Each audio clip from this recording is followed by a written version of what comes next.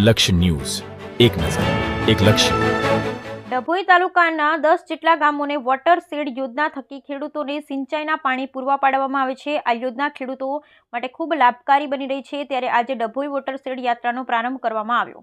પ્રધાનમંત્રી કૃષિ સિંચાઈ યોજના અંતર્ગત water shed development component 2.0 project અંતર્ગત સંખ્યાબંધ ખેડૂતોને સિંચાઈના પાણી પહોંચાડવાના હેતુ ડભોઈ તાલુકા 10 જેટલા ગામોમાં સીમાંકનના ખેડૂતોને સહાય આપવાની લાભકારી યોજના છે.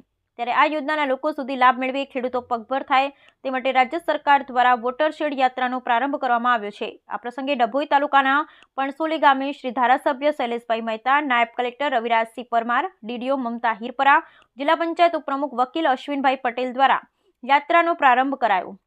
લાભ મેળવતા ખેડૂતો અને કામગીરી કરતા ખેડૂતોને સર્ટિફિકેટ અને મોમેન્ટો એનાયત કરવામાં આવ્યા. આ પ્રસંગે ડભોઈ તાલુકા ખેડૂતો, ગ્રામજનો સહિત તાલુકા વિકાસ અધિકારી તેજલબેન રાણા, તાલુકા પંચાયત પ્રમુખ રાજન તડવી સહિત મહાનુભાવ હાજર રહ્યા હતા.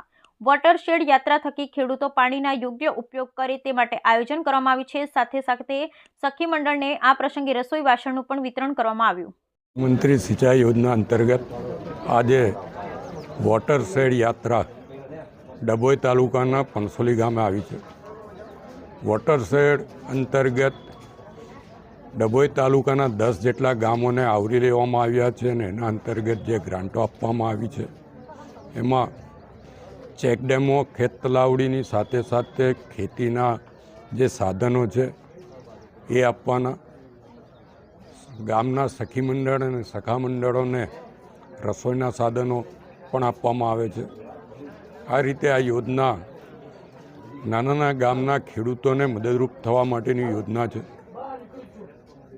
હું સરકારનો એટલા માટે આભાર માનું કે ડભોઈ તાલુકા પૂરા વડોદરા જિલ્લામાં ડભોઈ તાલુકાને પસંદ કરવામાં આવે છે. ડભોઈ તાલુકાના સિમડિયા જિલ્લા પંચાયતના 10 ગામોને આ યોજનાનો લાભ મળ્યો છે.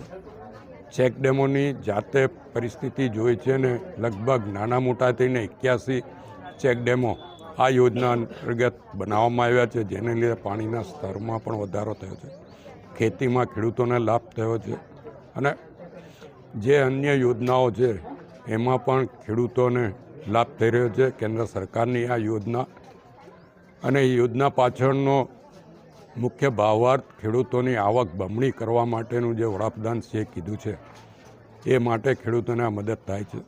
તો આ યોજનાઓનો લાભ ખેડૂતો વ્યવસ્થિત લે અને વોટર શેડ યાત્રા ખેડૂતો દરેક પાણીના એક ટીપાનો યોગ્ય ઉપયોગ કરે ખેતીના કામમાં, એના માટે જાગૃત કરવાનો છે. તો આ જાગૃતિ પણ ખેડૂતોમાં આવે અને પાણીનો બગાડ ના થાય એ માટે પણ આપના મારફત ખેડૂતોને અપીલ કરું છું.